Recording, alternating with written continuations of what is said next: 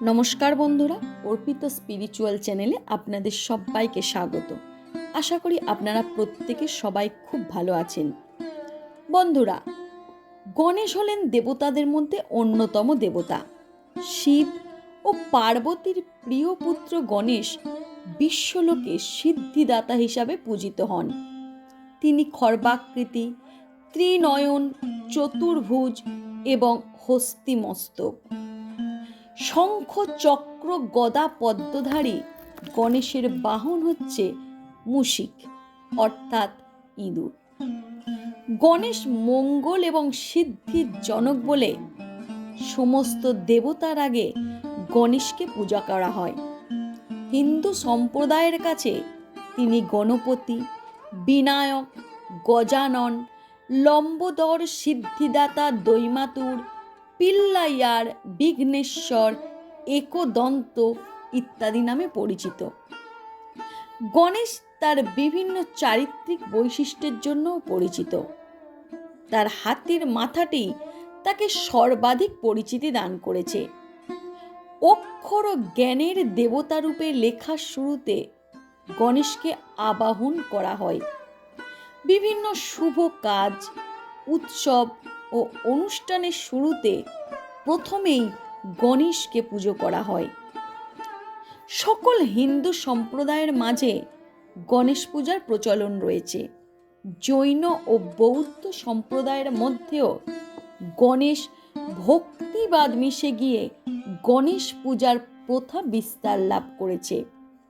শুধু ভারত না, শ্রীলঙ্কা ও নেপালের মতো দেশেও গণেশ পূজা হয় এবং সেখানে গণেশের নানা রকম মন্দির এবং মূর্তি আছে।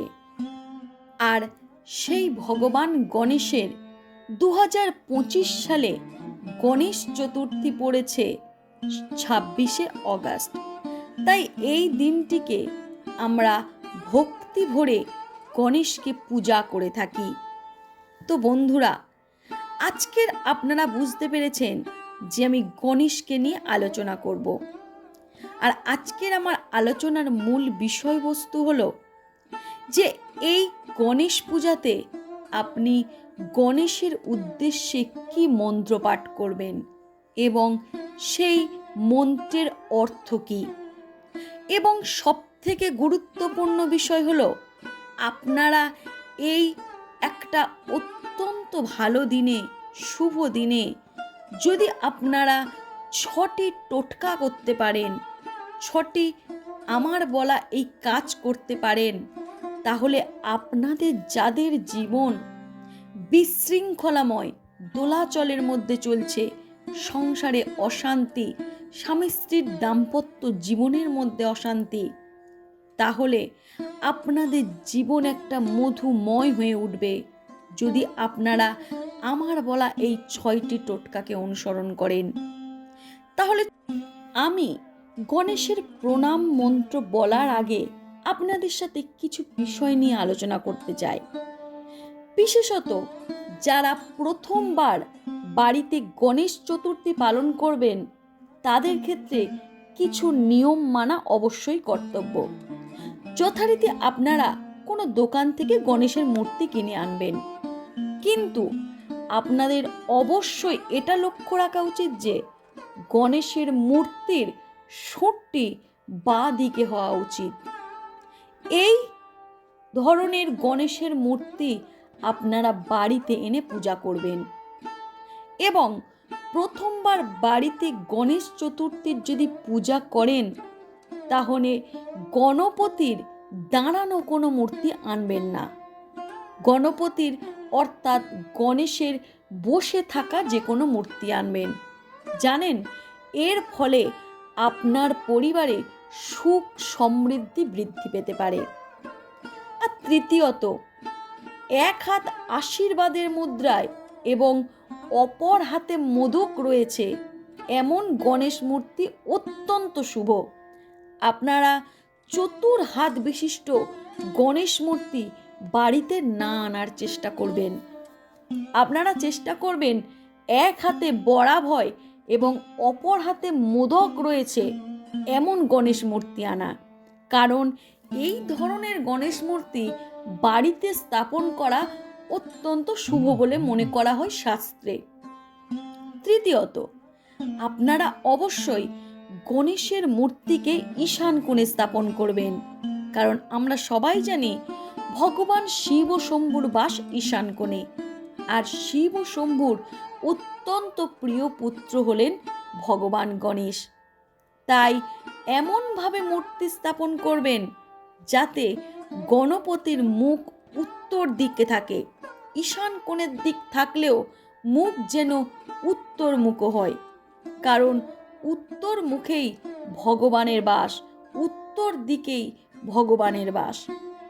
চতুর্থত, কাঠের চৌকি পরিষ্কার করে গঙ্গার জল দিয়ে শুদ্ধ করে নিন, কারণ গণেশের মূর্তিকে কখনো মাটির সাথে স্পর্শ করে রাখা উচিত নয়।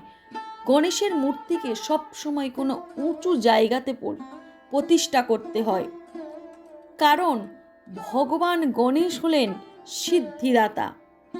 এরপর সেই জল চৌকিতে অবশ্যই মূর্তি স্থাপন করার আগে লাল কাপড় বিছিয়ে নেবেন এবং সেই লাল কাপড়ের ওপর গণেশ মূর্তিকে স্থাপন করবেন। তো বন্ধুরা, আপনারা জানতে পারলেন যে আপনারা যদি বাড়িতে গণেশের প্রতিষ্ঠা করেন তাহলে কেমন ধরনের মূর্তি আনা উচিত এবং কিভাবে তার স্থাপনা করা উচিত। এবং অবশ্যই আপনারা গণেশ চতুর্থীর দিন নিরামিষ ভক্ষণ করবেন। সমস্ত মিথ্যাচার থেকে, অন্যায় অপরাধ থেকে নিজেদেরকে শত হস্ত দূরে রাখার চেষ্টা করবেন বন্ধুরা, এবার আমি আলোচনা করব গণেশের প্রণাম মন্ত্র নিয়ে। আপনারা সবাই বাড়িতে গণেশ চতুর্থীর দিন ব্রাহ্মণকে দিয়ে গণেশকে প্রতিষ্ঠা করাতে পারেন, কিন্তু আপনাদের প্রত্যেকের উচিত গণেশের প্রণাম মন্ত্র নিজে থেকে উচ্চারণ করা এবং সেই মন্ত্রের দ্বারা ভগবানকে অঞ্জলি দেয়া। তাহলে চলুন সেই গণেশের মন্ত্র কি। একদন্তং মহাকায় লম্বোদর গজাননম বিঘ্ন বিনাশকং দেবং হিড়ম্বং প্রণমাম্যহম। অর্থাৎ যিনি একদন্ত, এক কায়, লম্বোদর, গজানন এবং বিঘ্ন নাশকারী সেই হিড়ম্বদেবকে আমরা প্রণাম করি। এবং এর মন্ত্র ওম গণেশায় নমঃ। আপনারা এই ওম গণেশায় নমঃ এই মন্ত্র উচ্চারণ করে ভগবান গণেশকে, লম্বোদর গজাননকে আপনারা অর্ঘ্য প্রদান করতে পারেন। আর এর মানে হলো, যিনি খর্বাকৃতি, স্থূল শরীর, লম্বোদর, গজেন্দ্র বদন, অথচ সুন্দর, বদন হইতে নিঃসৃত মদগন্ধে প্রলুব্ধ ভ্রমর সমূহের দ্বারা যাহার গণ্ডস্থল ব্যাকুলিত, যিনি দন্তাঘাতে শত্রু দেহ বিদারিত করিয়া তাহার দন্ত দ্বারা নিজ দেহে সিন্দুরের শোভা ধারণ করিয়াছেন, সেই পার্বতীপুত্র সিদ্ধিদাতা গণপতি লম্বোদরকে আমার প্রণাম। তো বন্ধুরা, আপনারা জানতে পারলেন যে গণেশের পূজা মন্ত্র কি এবং গণেশকে অর্ঘ্য প্রদান করার মন্ত্র কি এবং তার বাংলা অর্থ। তো বন্ধুরা, এবার আমি আলোচনা করব সেই গুরুত্বপূর্ণ 6টি টোটকা। তা যদি আপনারা মেনে চলতে পারেন এবং সেই কাজ করতে পারেন, তাহলে আপনাদের জীবনের ভাগ্যের চাকা ঘুরে যেতে পারে। আপনারা কি জানেন বন্ধুরা, জ্যোতিষশাস্ত্র মতে মনে করা হয় যে গণেশ পুজো করা অত্যন্ত শুভ। এছাড়া এই পুজো করলে জীবন থেকে নানা সংকট দূর হয়, কারণ তিনি বিঘ্ন নাশকারী। তার ফলে সংসারের সুখ সমৃদ্ধি বৃদ্ধি পায়। এবং যে 6টি টোটকা আপনারা অবশ্যই গণেশ পুজোর দিন করবেন, সেটি প্রথমত হলো, গণেশকে তুষ্ট করতে আপনারা সুস্বাদু খাবার ভগবানকে নিবেদন করতে পারেন। দাম্পত্য জীবনের সমস্যা তৈরি হলে চতুর্থীর দিন উপবাস পালন করে মালপোয়া ভগবানকে নিবেদন করবেন। আর যদি বারংবার যাদের বিবাহে বাধা আসে, তাহলে এই টোটকা আপনারা অবশ্যই করবেন। এছাড়া গণেশ চতুর্থীর দিন হলুদ রঙের মিষ্টি আপনারা গজাননকে নিবেদন করতে পারেন। আর যদি পারেন প্রতি বুধবার এই হলুদ রঙের মিষ্টি আপনারা ভগবান গণেশকে অর্পণ করবেন। দ্বিতীয়ত, গণেশ চতুর্থীর দিন হাতিকে যদি সবুজ ও তাজা ঘাস পাতা খাওয়াতে পারেন, তাহলে খুব শুভ ফল পাওয়া যায় এবং এই টোটকায় জীবনের অনেক সংকট দূর হয়ে যায়। কারণ আমরা সবাই জানি যে গণেশের মস্তক হাতির মস্তক দিয়ে তৈরি।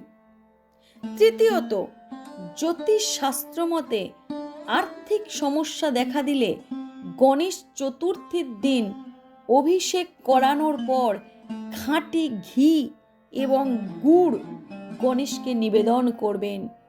এরপর সেই নিবেদন করা খাবার আপনারা গরুকেও খাওয়াতে পারেন।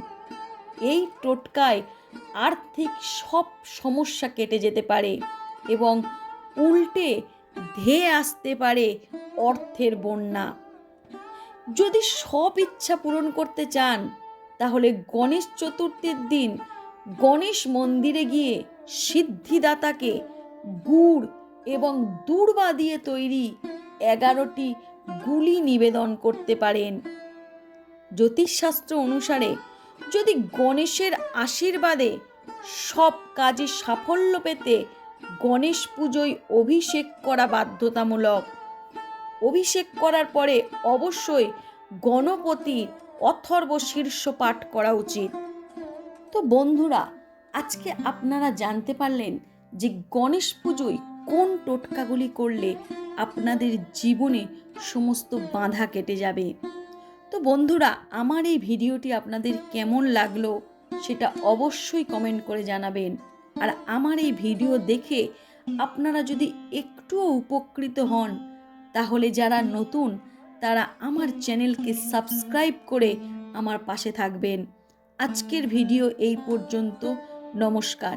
এবং আপনারা মন দিয়ে গণেশ পুজো করুন এবং গণেশের সমস্ত নিয়ম মেনে চলুন।